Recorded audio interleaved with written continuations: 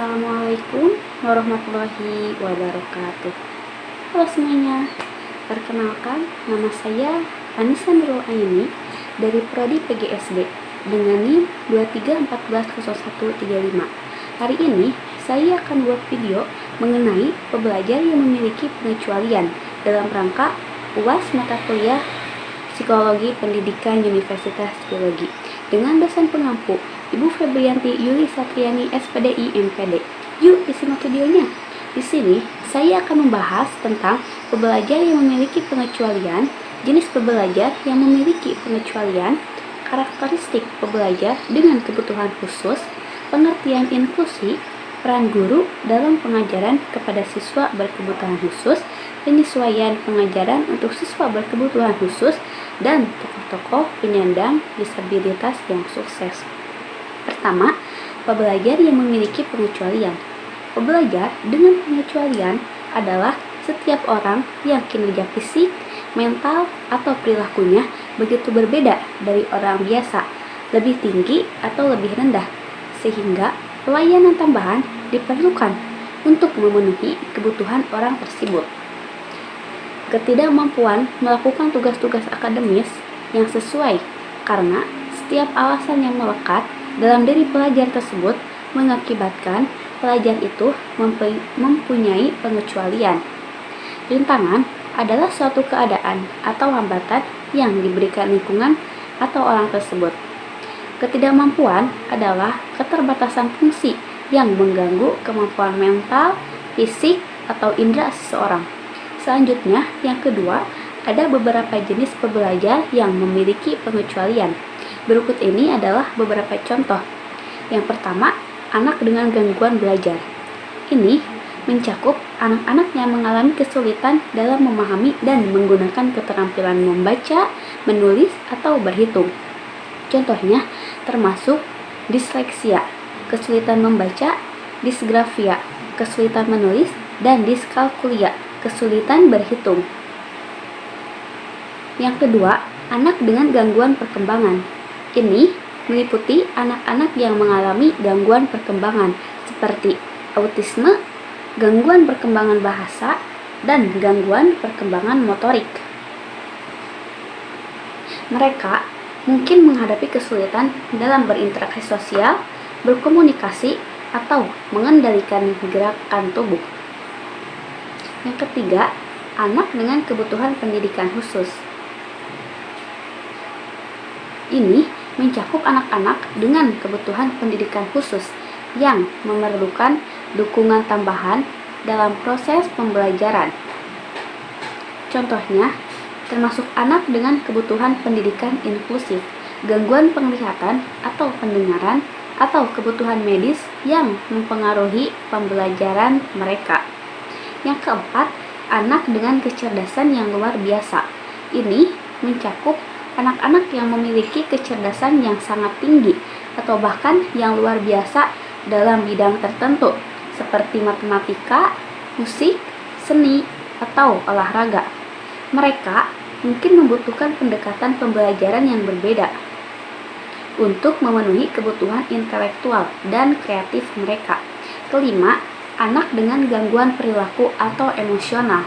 Ini mencakup anak-anak yang mengalami gangguan perilaku atau emosional yang mempengaruhi kemampuan mereka untuk berpartisipasi dalam proses pembelajaran.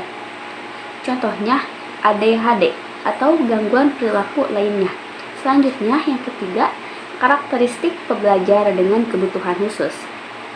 Secara rata-rata, siswa yang mempunyai ketidakmampuan belajar cenderung mempunyai harga diri akademis yang rendah daripada siswa yang mampu. Walaupun dalam bidang non-akademis, harga diri mereka tidak berbeda dari harga diri anak-anak lainnya. Yang pertama, siswa dengan keterbelakangan mental. Keterbelakangan mental atau mental retardation merujuk pada keterbatasan mendasar dalam fungsi saat ini. Penyebab keterbelakangan mental antara lain: 1. Warisan genetik. 2. Penyakit yang ditularkan antara ibu dan janin dalam rahim. 3. Sindrom kebergantungan kimia janin yang disebabkan oleh penyalahgunaan alkohol atau kokain oleh ibu selama kehamilan. Dan keempat, kecelakaan kelahiran yang mengakibatkan kekurangan oksigen dan kontaminasi racun dari lingkungan. Selanjutnya, siswa dengan ketidakmampuan belajar. Siswa dengan ketidakmampuan belajar diidentifikasi sebagai siswa yang mengalami kesulitan, yang berarti dalam mempelajari dan menggunakan kemampuan mendengar, berbicara, membaca, menulis, bernalar, atau berhitung. Selanjutnya, siswa yang mempunyai gangguan hiperaktivitas defisit. Perhatian siswa yang mempunyai gangguan hiperaktivitas defisit atau yang disebut dengan ADHD mengalami kesulitan mempertahankan perhatian karena kemampuan terbatas untuk berkonsentrasi. Yang ketiga, ADHD meliputi tindakan yang tidak terkendali, kekurangan perhatian, dan kadang-kadang perilaku hiperaktif. Selanjutnya, siswa yang mempunyai kelemahan berbicara atau bahasa. Beberapa jenis gangguan berbicara diantaranya yang paling lazim adalah gangguan artikulasi. Sedangkan gangguan bahasa adalah kelemahan kemampuan memahami bahasa atau mengungkapkan gagasan ke dalam bahasa ibu seseorang. Kesulitan memahami bahasa atau berkomunikasi dapat berasal dari masalah fisik, seperti kelemahan pendengaran atau berbicara. Poin terakhir yaitu siswa yang mempunyai gangguan emosi dan perilaku siswa yang mengalami gangguan emosi dan perilaku dipengaruhi oleh kondisi. Salah satunya, poin A, ketidakmampuan belajar yang tidak dapat dijelaskan oleh faktor intelektual, indera, atau kesehatan. Poin B, ketidakmampuan membina dan mempertahankan hubungan antar pribadi.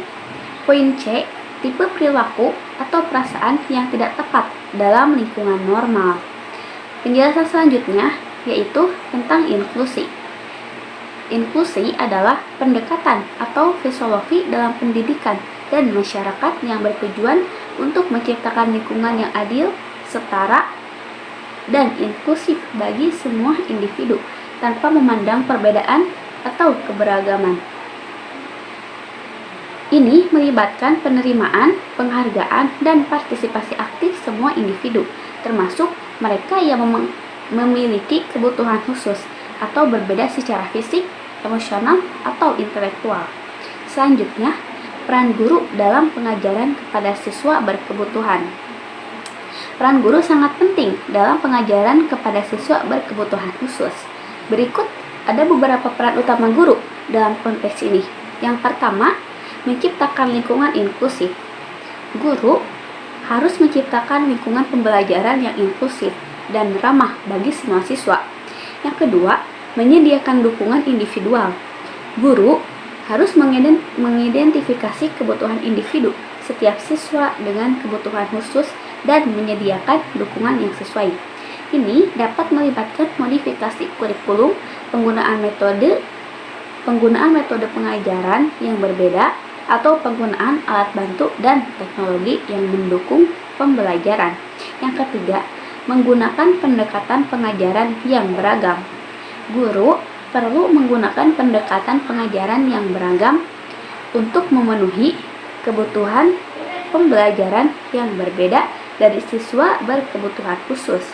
Ini dapat melibatkan gangguan visual, auditif, atau kinestetik, serta penggunaan strategi diferensiasi untuk mengakomodasi gaya belajar yang berbeda.